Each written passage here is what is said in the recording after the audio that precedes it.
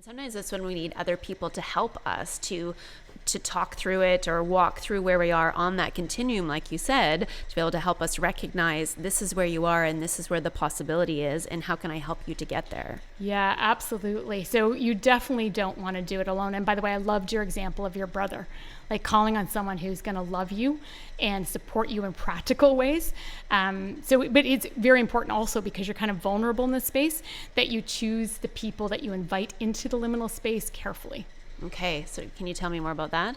Yeah, so the term I got, and I got it from an organization called Arrow Leadership, is safe, not soft. That's the term. But safe meaning that, first of all, you trust that there's a confidentiality, that it's not going to be shared broadly. Mm-hmm. Trust them in that they're not going to judge you, that you can actually share openly what you're going through. They're empathic, but not emotional, because you don't need someone else's emotions when you're dealing with your own emotions. Someone who you can be completely yourself with and not feel like they're going to be even louder in terms of their emotions. So that's kind of the safe part. And then the not soft, it's really helpful for you to move forward if someone's going to hold you to account on things you say you're going to do to move forward, that they're going to hold up a mirror. And if you're challenging some of the negativity of maybe what caused you to be in the liminal space, that they might hold up a mirror and say, there's a different way of saying this. Like, let's reframe this. So yeah, the people you choose, you have to be really careful of. And it's kind of fun to think, okay, who would I invite into this space? Like, who do I trust and also respect enough that they're going to provide me with some really good guidance through this time. Yeah, I love that categorization, because I'm often saying to people, look, when things are really tough, sweat your system. Sweat your system. So know who's in your system, who are your support people, and sweat it. And it often gives people permission to, okay, you know what? I am going to ask for help. I'm going to ask my girlfriend if she, I can drop my kids off at her house or what have you. And you've added this whole other categorization as to who are the best people for you to have in your system. Yeah.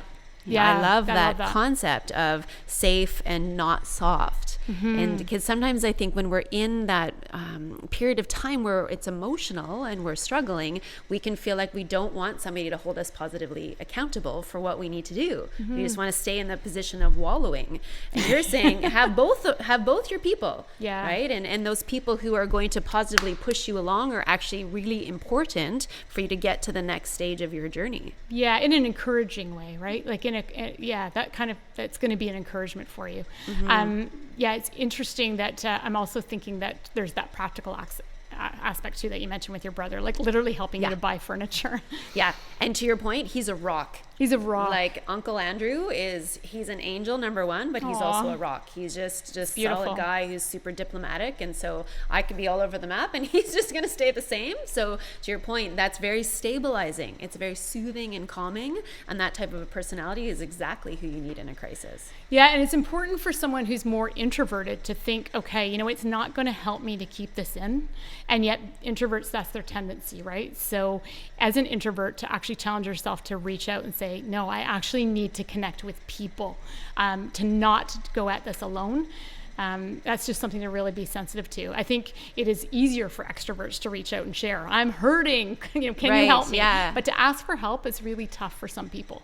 Yes. And so if I know somebody who's an introvert who I think is in liminal space, mm-hmm. how do I help them? Well, first of all, invite them one-on-one, right? So not in a group setting, mm-hmm. but invite them to coffee. Like, can we go and have coffee, tea, whatever?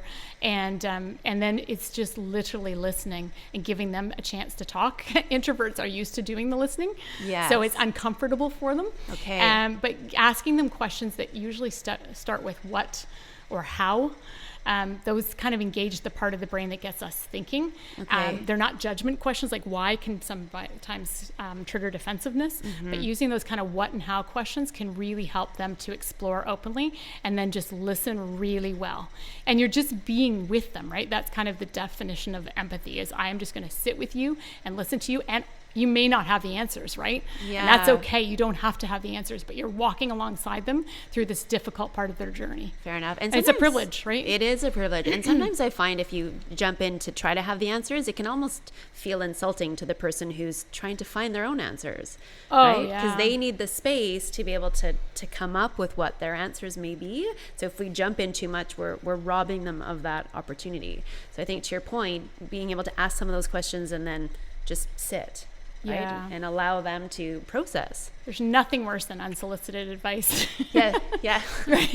we know that. Yeah, absolutely. Yeah, absolutely. no, it is one of those things where it is that listening, and if you enable them to self-discover, they're going to buy into it more than when you're telling them how they should feel or what they should do. Right. Okay. So what are some of the questions to steer away from? So you've mentioned why, and you'd also told me about there's a difference between how are you versus how are you today? Yeah, and I got this from Sheryl Sandberg.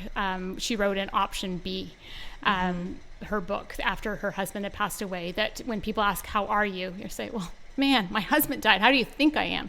But when people ask, how are you today? It gives you permission to just give an update on your emotions. And you know what? Today's not so bad, actually. Or no, today's a very bad day. So I think that is a question that is well suited to anyone, right? Someone has a bad diagnosis. How are you today? Today's a tough day. Let me be able to be honest with you, right? Yeah. So yeah, I thought that was a really powerful question and one I've definitely used. Yeah, that's a fantastic question. And would you say there's also something, if we're supporting someone through this time, it's important for us to allow them enough time to be in the zone that they're in. I know one of the women who I was quite close to, her son died by suicide. Ugh.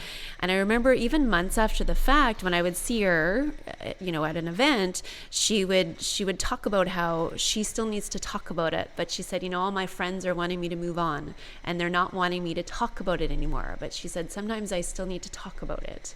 So how awesome she could admit that to you. Yeah. Right? Well, and I guess my question is that important to be able to allow people the time they need to process it, even if it's not in a straight line? I think it's the kindest thing to do, to say, do you want to talk about it? And if you don't, perfect. If you do, I'm here to listen, right? Giving them the choice, but especially when it's a lost loved one, not acknowledging that this person lived can be the most painful thing, especially for parents. I can't even go there. Like, it's so horrific to even think about, but being there and just letting her, whatever you want to do. If she just wants to go out and for a change, have fun, being that kind of friend for her, but asking her what would be good for her right now. Yeah. And I think your comment earlier of don't try to have the answers for them and no unsolicited advice, and don't feel the pressure to have the answers. Because I think sometimes people don't want to ask those questions because it'll be like, I wouldn't know what to say. To your point, I couldn't imagine losing one of my kids. So we put this pressure on ourselves of, I don't know what to say to make her feel better, so I'm just not going to go there. Right. Yeah. And that's not fair. It's hard for then the person to trust or to open up, and they probably need someone to talk to. Right. So being that kind of friend is a blessing. Yeah. Okay. Great. And then what would you say is the difference between people who positively use liminal space and get to a different place versus people who never get unstuck?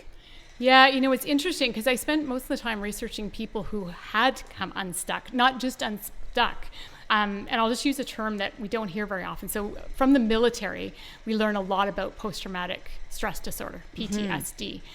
I had never heard of the term PTG, which is post-traumatic growth. And that's a whole different concept of not only have you healed back to normal, but at least in some aspect of your life, you have transformed to a level you never would have been if you hadn't lived through this crisis. So it doesn't mean all aspects of your life are awesome, but at least in one aspect, you have transformed to such a level that it's been an unbelievable growth that wouldn't have happened.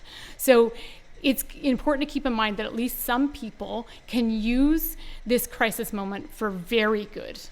And then how do they get to there? And that involves a whole bunch of aspects, like just a lot of learning, being openness. And also, I should comment on time. Like we were talking about, like the woman felt like she had lost her son and now she was no longer, the world had said you should have moved on. Yes. And grief time takes a lot of time. So it's not for anyone else to say you should be out of this space by now. That's a place of judgment, right? So just knowing that it can take a long time. By the way, it can be really quick too. If you lose your job and the next week you get offered your dream job, you're over it already. So, the liminal space can be, a short or a very long time.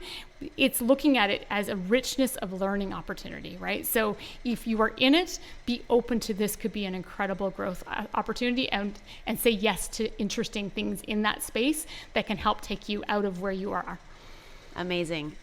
I love that PT growth. Yeah, I think it's post-traumatic growth. And it's so optimistic. I want some PT growth. not that I want an earthquake event, but without the earthquake event, exactly. Yeah, but that's that's true. Yeah. I was, when I made it like the acronym, I forgot the traumatic part is the T. Yeah. Okay, so obviously when you deal with an earthquake event, there's a lot of emotions that come up. So what would be something that you would tell people to do about their emotions?